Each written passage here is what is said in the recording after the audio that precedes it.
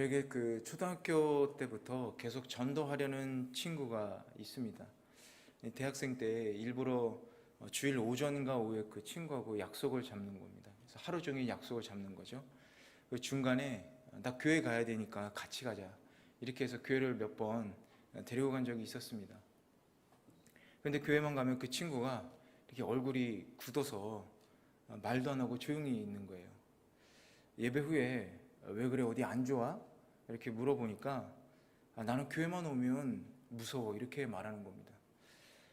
왜 무서워? 물으니까 하나님께 벌 받을까 봐 무섭다라는 거예요.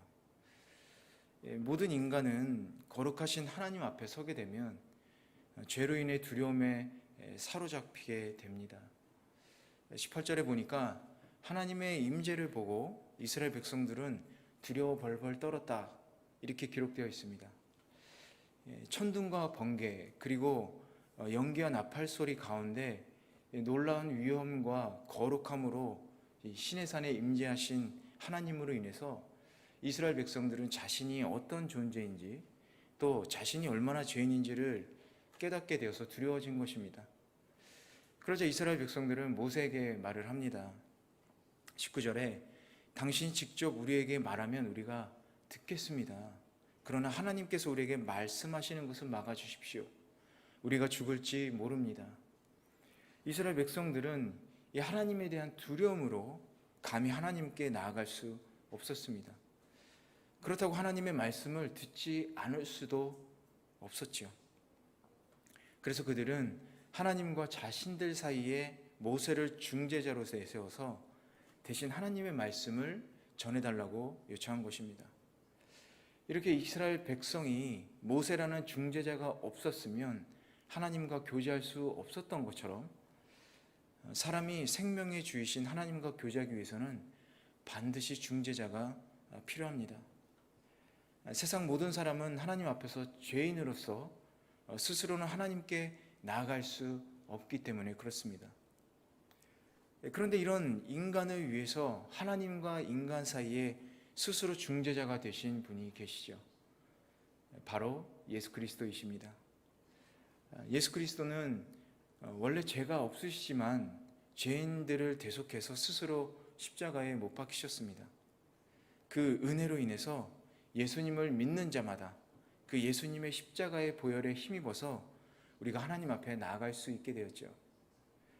그렇습니다. 예수님께서는 자기 몸을 화목 제물로 삼으시고 하나님께 드리심으로 하나님과 죄인인 인간 사이를 화목하게 하시고 사람으로 하여금 하나님 앞에 나아가 구원과 축복을 얻을 수 있게 된 것입니다.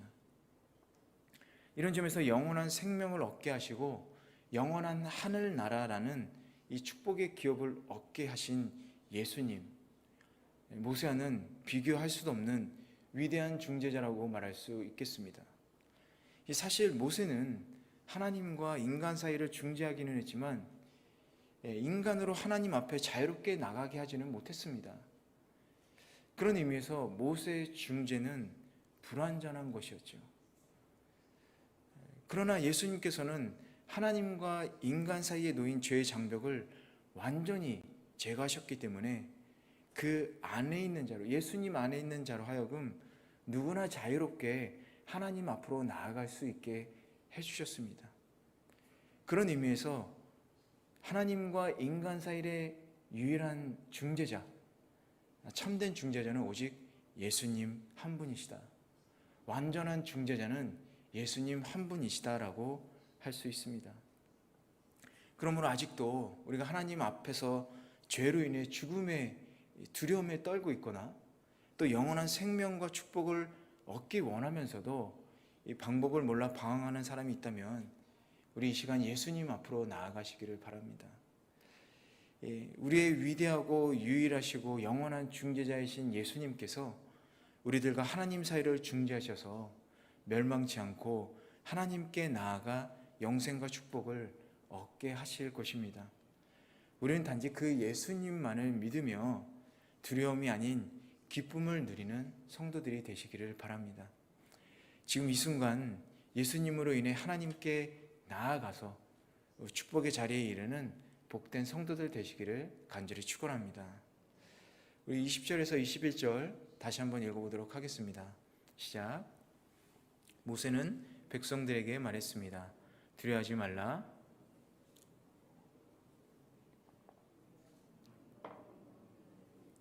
너희에게 있게 너희가 죄짓지 않게 하시려는 것이다. 백성들은 멀찍이 서 있고 모세는 하나님이 계시는 그 칠흑 같은 어둠 속으로 가까이 나아갔습니다. 이 두려워하는 이스라엘 백성들에게 모세는 두려워하지 말고 안심시키면서 하나님께서 시험하기 위해 오셨다.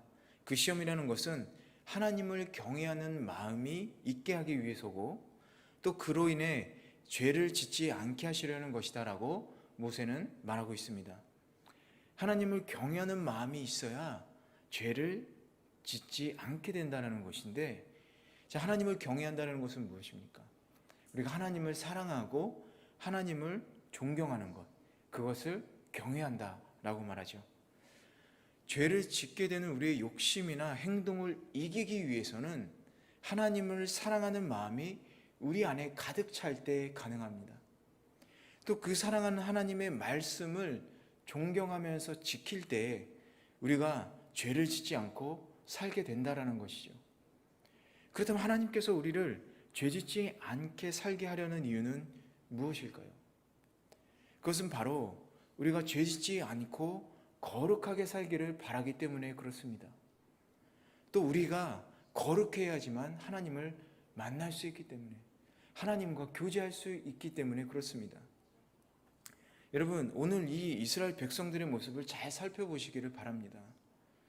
21절에 백성들은 멀찌감치 서 있었다라고 말하고 있습니다.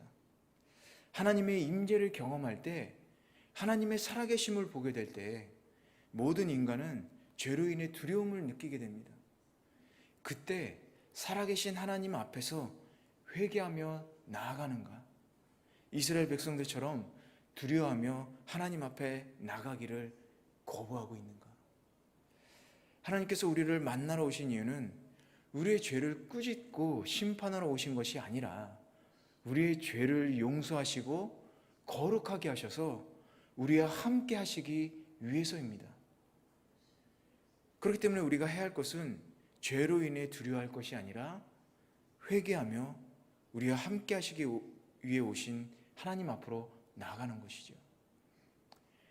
시편 51편은 다윗이 밧세바와 간음을 저지른 후 나단 선지자의 충고로 하나님 앞에서 회개한 회개 기도입니다. 특히 시편 51편의 11절을 보면 다윗의 이런 고백이 써 있습니다. 11절에 주 앞에서 나를 쫓아내지 마시고 주의 성령을 내게서 거두지 마옵소서. 죄의 결과로 인해 다윗은 하나님과 단절되는 것을 두려워하고 있는 것입니다. 그 두려워하며 회개하는 다윗의 고백인 것이죠. 다윗은 자신의 죄로 인해서 심판을 받을 것보다도 하나님과 교제할 수 없게 되는 것을 무엇보다도 두려워했던 것입니다. 우리가 회개해야 하는 이유는 하나님의 심판을 받을까 두려워서가 아니라 하나님과 교제하지 못하게 되기 때문에 회개해야 된다는 것이에요. 그것이 바로 하나님께서 우리들에게 궁극적으로 원하시는 것입니다. 우리가 거룩해서 언제나 하나님께서 우리 안에 거하시고 또 우리가 하나님 안에 거하시기를 하나님은 바라시는 것입니다. 오늘 이 시간 하나님을 사랑하고 존경하는 마음으로 여러분 죄로부터 멀어져서 겸손히 회개함으로 하나님의 거룩함에 거하시는 은혜를 받으시기 바랍니다. 그렇다면 이 모세는 하나님께서 계시는 그 어둠 속으로 나아갔습니다. 이 구름 가운데 거하시는 하나님의 임재 앞으로 나아갔습니다. 모세는 죄가 없어서일까요? 그렇지 않습니다. 모세는요, 하나님의 사랑을 잘 알고 있었습니다. 하나님은 이 택하신 백성을 심판하지 않으신다라는 사실을 잘 알고 있었던 것이죠. 그런 하나님께 모세는 겸손하게 하나님의 사랑을 간구하면서 두려운 마음이 아니라 경외하는 마음으로 나아갔던 것입니다. 여러분, 우리가 알고 그리고 우리가 믿고 있는 하나님은 어떤 분이십니까? 하나님은 우리가 잘못해도 결코 구원을 취소하시는 분은 아니십니다.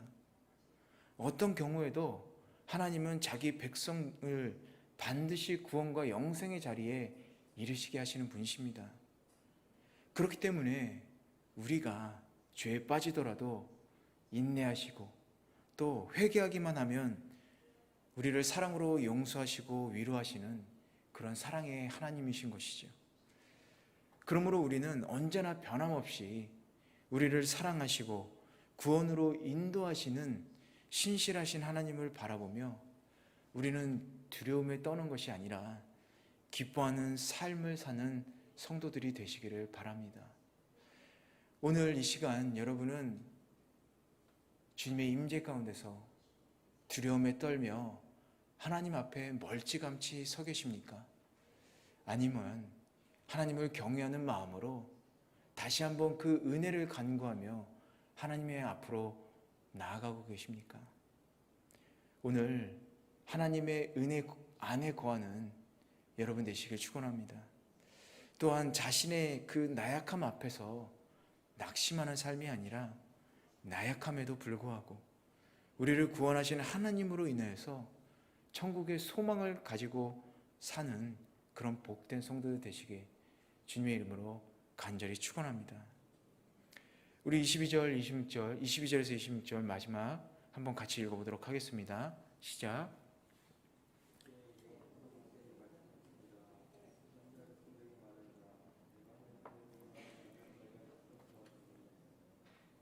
너희는 나 외에는 어떤 다른 신도 만들지 말라. 너희를 위해 은이나 금으로 신상을 만들지 말라. 나를 위해 땅에 제단을 만들고 그 위에 내 양과 소로 내 번제와 화목제를 드리라. 내가 내 이름을 기억하는 모든 곳에서 내가 내게 가서 복을 주겠다. 만약 내가 나를 위해 돌제단을 만들려면 다듬어진 돌로는 하지 마라. 내가 도구를 사용하는 것은 더럽히는 것이다. 또한 내 제단의 계단을 밟고 올라서는 일이 없게 하라. 그러면 내가 그 위에서 벌거 벗겨질지 모른다. 신학생 시절에 한 친구가 학교 카페에서 성경을 읽고 있었습니다. 그런데 자세히 보니까 그 성경책이 이렇게 찢어진 성경이었어요. 히브리서면 이 성경에서 히브리서만 이렇게 찢어서 읽고 있었던 겁니다. 그래서 그 친구에게 왜 성경을 이렇게 찢어서 가지고 다녀? 이렇게 물었더니 이렇게 말을 합니다. 성경을 가지고 다니면서 읽고 싶었는데 무거워서 안 가지고 다니게 됐다라는 겁니다. 그러다 어느 날 성경이 나에게 우상이 되었구나라고 생각해서 성경을 찢어서 가지고 다니면서 언제든지 성경을 읽기 시작했다라는 겁니다. 참 재미있는 친구였는데 충분히 이해가 되는 얘기였습니다. 이 성경을 아끼는 것보다 하나님의 말씀을 우리가 더 소중히하고 아끼고 그래서 언제든지 어디서든지 읽는 것이 중요하다라는 것이 그 친구의 생각이었던 것이죠. 하나님께서는 임재를 통해서 이스라엘에게 나타나셨고 또 그 임재 가운데서 말씀을 하셨습니다.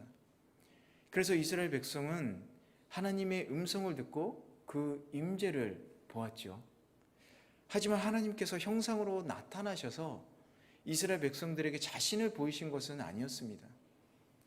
이것은 어떤 형상도 사람의 손으로 만들지 못하게 하시려는 하나님의 뜻이 있었기 때문에 그렇죠.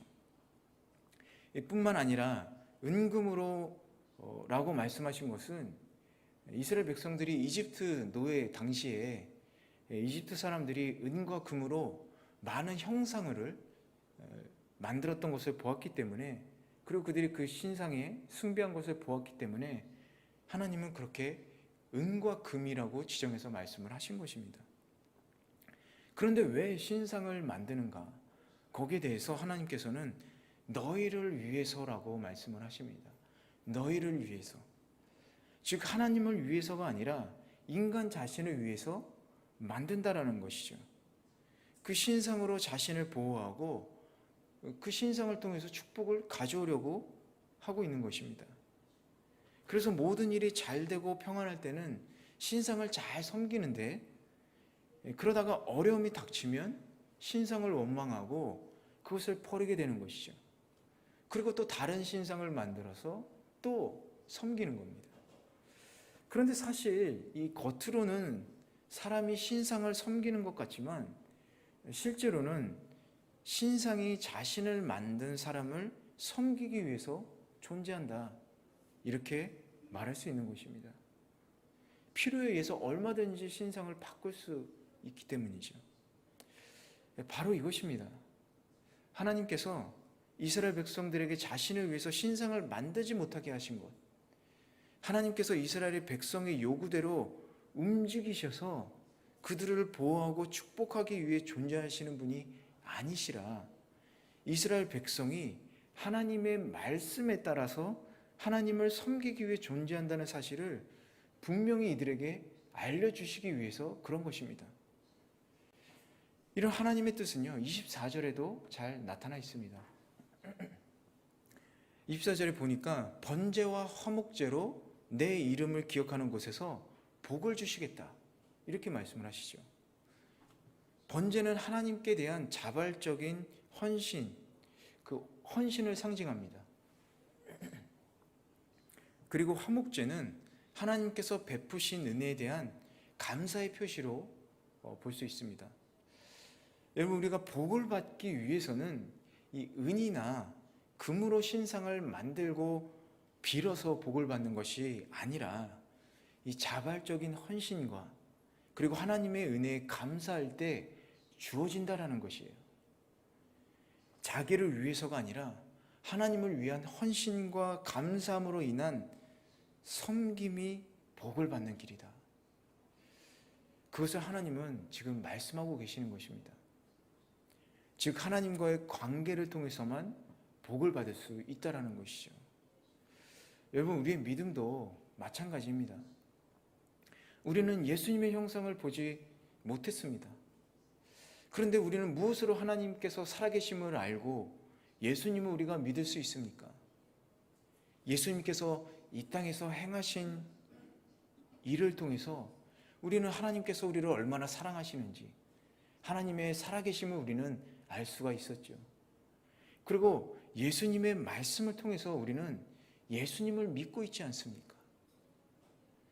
그 예수님을 믿는 우리가 사랑의 헌신과 감사함으로 섬길 때 우리는 복을 받게 된다는 거죠. 우리의 신앙은 우리를 위한 것이 아니라 바로 하나님을 위한 것이기 때문에 그렇습니다.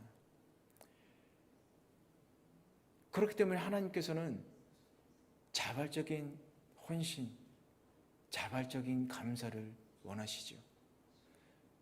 우리가 억지로 하는 헌신, 억지로 하는 감사, 그걸로는 하나님의 은혜를 받을 수 없습니다. 우리가 축복을 받기 위해서 헌신하는 것, 자발적인 것이 아니라 축복을 받기 위해 억지로 헌신하는 것, 축복을 받기 위해 하고 싶지 않은데 감사하는 것, 그것은 잘못된 우상 섬김과 같다라는 것입니다. 계속해서 25절과 26절을 보니까 이 제단에 관한 규례에 대해서 말씀을 하고 계십니다. 돌제단은 다듬어진 돌로 만들어서는 안 된다, 이렇게 말씀을 하시죠. 하나님께서 이렇게 말씀하신 데에는 당시에 우상의 제단이라는 것은 아주 크고 화려했기 때문에 그렇습니다. 그래서 하나님께서는 반대로 이 볼품없는 흙과 다듬어지지 않은 자연 속으로 제단을 만들라고 하셨습니다. 왜냐하면 어떤 인위적인 것도 하나님을 위해서는 있어서는 안 되기 때문에 그렇습니다. 돌을 다듬고 제단의 보석을 박다 보면 하나님의 뜻이 아니라 내 생각대로 돌을 다듬을 수 있습니다. 또 멋있는 제단을 꾸미는데 공을 들이다가 진정으로 하나님께서 이 제단을 왜 세우라고 하셨는지 그 하나님의 뜻을 잊어버리고 변질시킬 수 있기 때문에 그렇습니다. 좀 전에도 말씀드렸듯이 여러분, 성경책이 중요한 것이 아니라 하나님의 말씀 자체가 중요하죠. 그 말씀을 읽는 것이 중요합니다. 그런데 우리는 그 성경책을 너무 소중하게 생각해서 책장 안에 거의 모셔다 두고 예쁘게 꽂아놓지만 하지 잘 읽지 않죠. 또 밑줄을 그어서 읽거나 또 접거나 그것을 또 아끼느라고 그렇게 하지 않습니다. 그런데 열심히 여러분 성경책에 밑줄 그으시면서 성경책 새까매질 때까지 읽으셔도 괜찮습니다. 중요한 건 그 말씀이 우리 안에 살아 숨쉬도록 그 말씀을 소중히 하고 귀히 여기는 마음으로 읽는 것이 중요하기 때문입니다. 여러분 신앙생활을 하다 보면요, 우리가 말씀을 다듬으려고 하는 경우가 많이 있습니다. 하나님의 말씀은 말씀 자체로 완벽한데 자주 우리는 주관적인 해석을 하거나 또 양념을 첨가하죠. 말씀에 자꾸 살을 붙이게 됩니다. 우리가 간증을 할 때도 양념을 이렇게 뿌리는 경우가 많이 있어요. 말씀을 전할 때 말씀을 전하기 위해서 간증이 말씀을 뒷받침하는 것이 아니라 간증을 하기 위해서 말씀으로 뒷받침하는 경우가 있습니다. 우리가 말씀을 전하기 위해서 그 말씀을 체험하고 경험한 것을 나타내기 위해서 우리가 간증을 할 때가 있죠. 근데 그와 반대로 간증을 위해서 이런 체험을 한 것에 대해서 말씀을 붙일 때가 있다는 겁니다. 여러분 그런 행위는요, 말씀을 밟고 올라서는 행위입니다. 26절에 또한 내 제단의 계단을 밟고 올라서는 일이 없도록 하라. 그렇지 않으면 내 하체가 그 위에 드러나게 될 것이다. 말씀과 예배와 우리의 모든 신앙생활에서 하나님만이 드러나야 되는데 내가 드러나서는 안 된다는 겁니다. 하나님이 아니라 우리가 드러날 때 여러분 진짜 부끄러운 신앙생활 하는 거예요. 이 성경에 보면 사람의 하체는 부끄러움 또는 수치를 상징합니다. 따라서 본문에서 말하는 하체란 사람의 부끄럽고 수치스러운 죄를 의미하고 있죠. 우리의 신앙생활 속에서 하나님의 말씀 외에 모든 인위적인 것들, 주관적인 생각들이 우리의 부끄러운 죄가 된다는 것을 여러분 기억하시기를 바랍니다. 이 죄라는 것, 헬라어로 하말티아라고 하죠. 표적에서 벗어나다라는 뜻입니다. 하나님에서 말씀에서 벗어날 때 죄가 된다는 거예요. 하나님 말씀 외에 인위적인 것이 들어가는 내 생각이 들어갈 때 죄가 되기 시작한다는 거예요. 우리 주관적인 생각들이 우리 신앙생활에 들어가면 우리는 죄를 짓게 되는 것입니다. 오늘 우리는 주님 앞으로 나아감에 있어서 여러분 어떤 모습으로 나아가고 있습니까? 하나님을 사랑하고 또 존경하는 그 마음으로 헌신의 자세, 감사함으로 섬기는 마음으로 여러분 주님 앞에 나아가고 계십니까? 반대로 나를 위해서 나의 기도와 나의 축복을 위해서 하나님 앞으로 나아가고 있지 않으십니까? 혹은 하나님의 말씀을 가리고 그 말씀을 밟고 올라가서 나를 드러내고 있지 않습니까? 이런 우리의 모습이 얼마나 부끄러운 죄인의 모습인지 여러분 한번 생각해 봐야 하겠습니다. 사랑하는 동경은혜교회 성도 여러분, 우리가 진정으로 하나님을 만나고 또 하나님께서 주시는 축복을 얻기 원하시면 먼저 우리 자신을 돌아보시기를 바랍니다. 그리고 하나님 앞에서 회개를 통해 죄사함을 받으시고 기쁨으로 주님 안에 거하시기를 바랍니다. 또한 하나님을 위해 헌신하며 감사하는 마음으로 섬길 때 여러분 하나님께서 주시는 이 놀라운 은혜와 축복을 받으시기를 바랍니다. 오직 말씀에 의지해 살면서 세상에서 얻을 수 없는 그런 기쁨과 은혜를 누리시는 복된 성도들 되시길 간절히 축원합니다.